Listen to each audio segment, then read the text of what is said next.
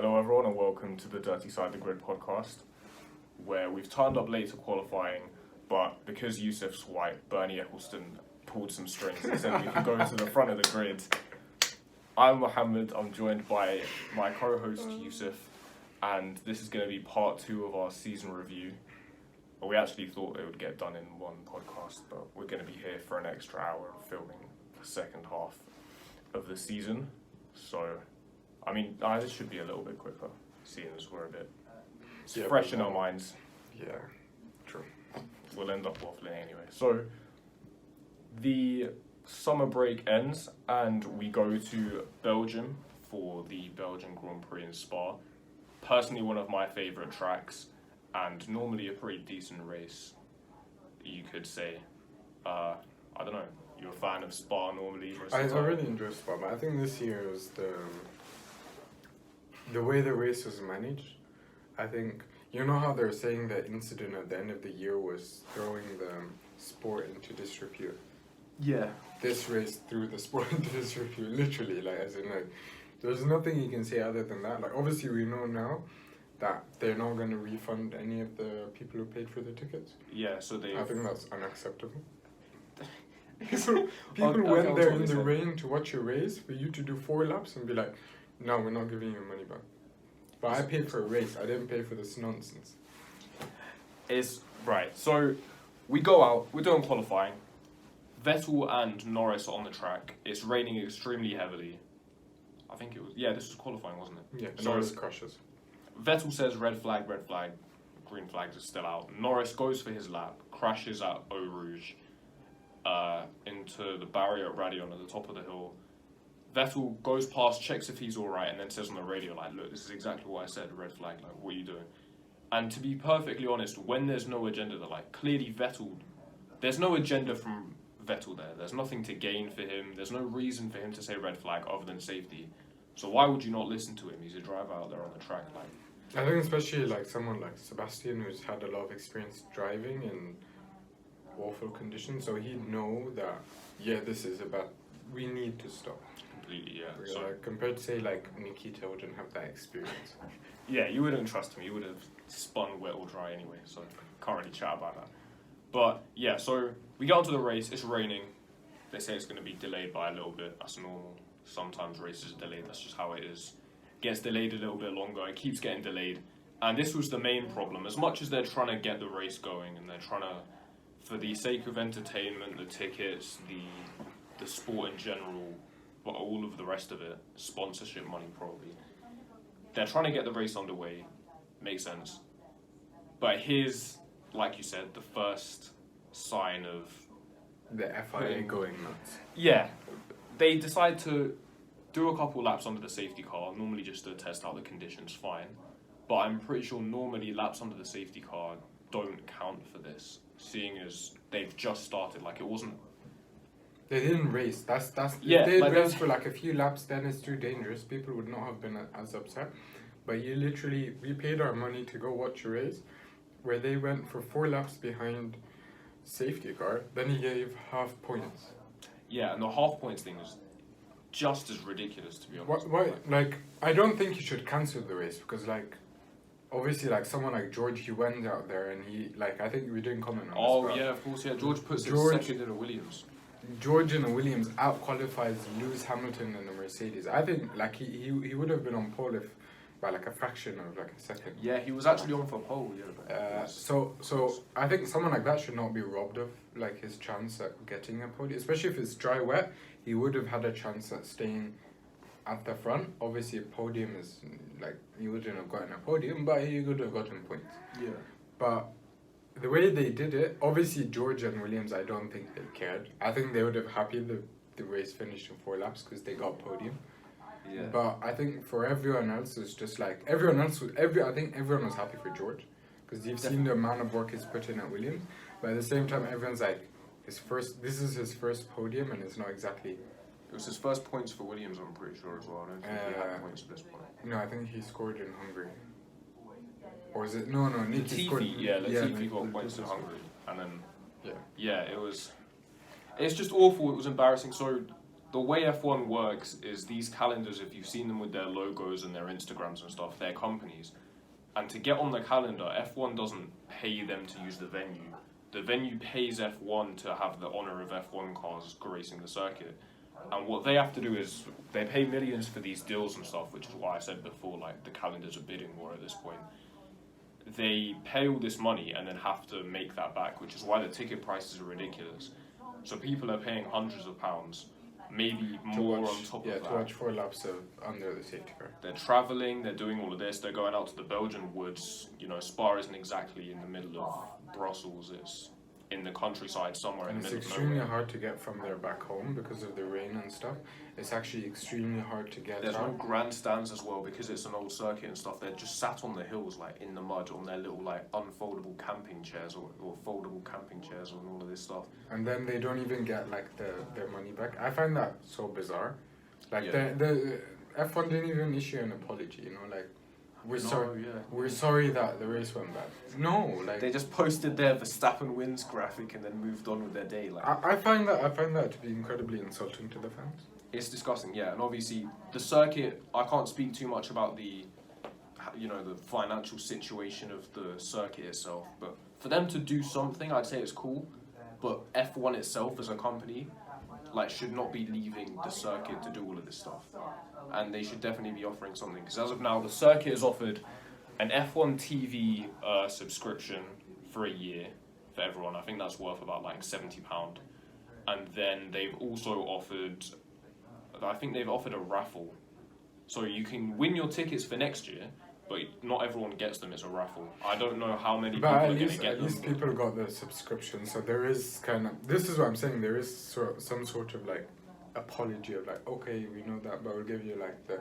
Obviously, it's not the same price, but I understand the idea behind it, but the logic behind F1, I think, pays, like, half of its revenue back to all the teams for the competition. The other half just goes nowhere. So obviously you can spare like a few £100 for these. Yeah, honestly, like these poor fans, like they're sat out, and you've got to remember, even me, I'm just in the comfort of my home with my laptop sat about. I remember I have my laptop on charge like all the time. I unplug it, I go to the living room, I'm gonna watch the race. I was making lunch and stuff, getting ready, all of this. My laptop was about to die by the time they announced the what's it called? The race was cancelled. I spent all day just waiting around. It was like 4 hours or something total, with cancellations and then it would have taken like 2-3 hours to get back to Brussels because of how bad it is and how bad the rain is. And then some of these fans must have flown out as well. Belgium isn't one of those tracks, but like all of that as well. It's embarrassing. All of it was embarrassing. It was. George got his first points though, so George got his first podium. I think you have to give it to George this year. He has been. I think his first half of the season was okay. He was finishing P14, P13. But, like, I think one of the points I forgot to mention this last episode, was his lap at Silverstone. I think that was the first time he went into Q3, if I'm not mistaken. Oh, really? And his lap was amazing. You can see, like, every time he'd go near the grandstand, the fans would be like, whoa. The fans were reacting more to George than they were to Lewis. Like, Lewis's lap was like, yeah, come. But George was going by, and, like, if you watched that lap, it was amazing. It was like, yeah. And then with every time, you know, like we go past, it was amazing. He got it into Q3. I think that was the very first time he did it.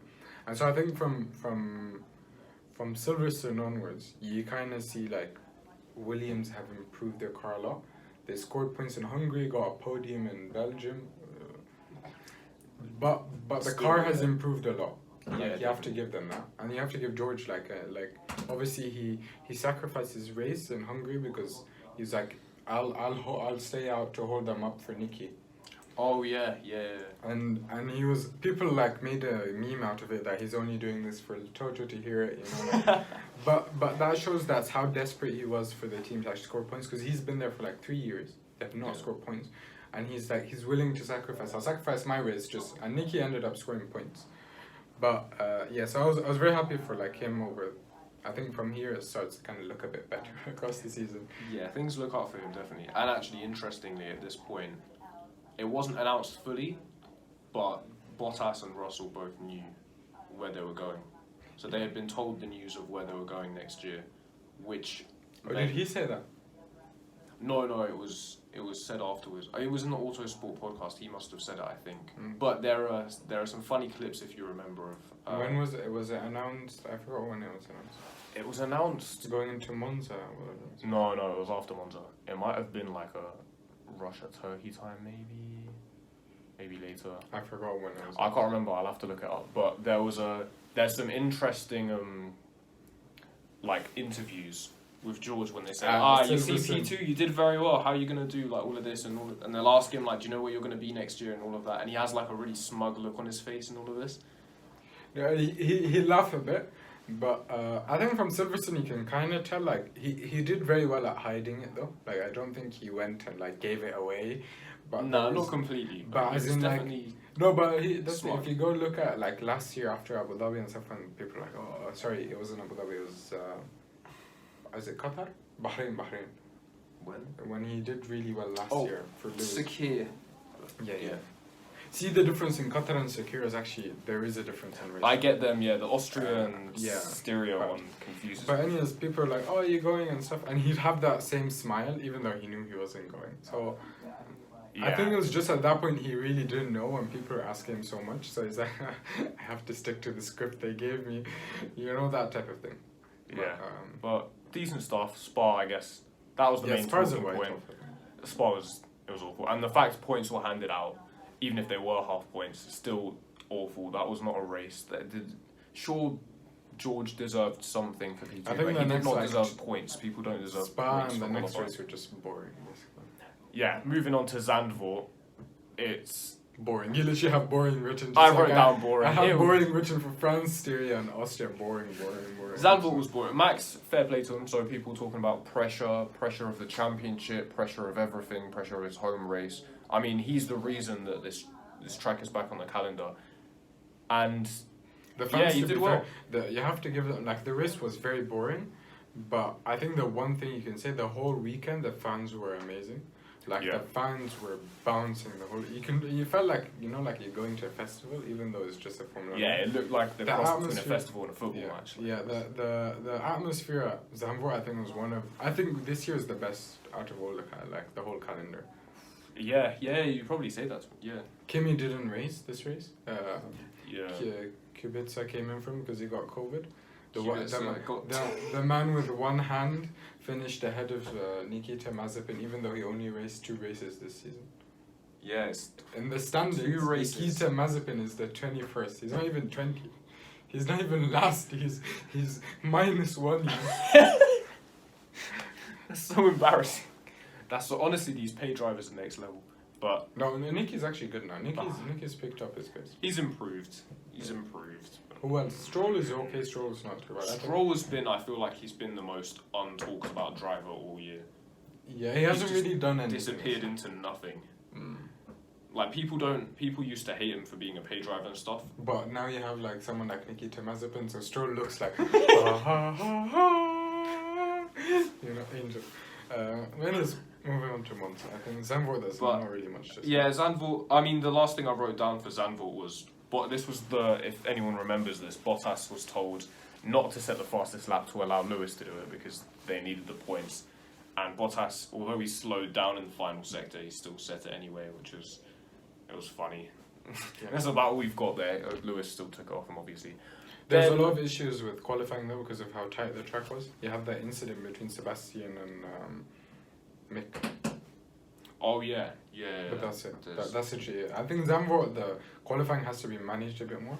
But otherwise. Yeah, they need to. Obviously, they tried this near the end of the season to introduce rules about backing up and stuff. It didn't work, so they need to look into that. It was in Saudi because they slowed down incredibly.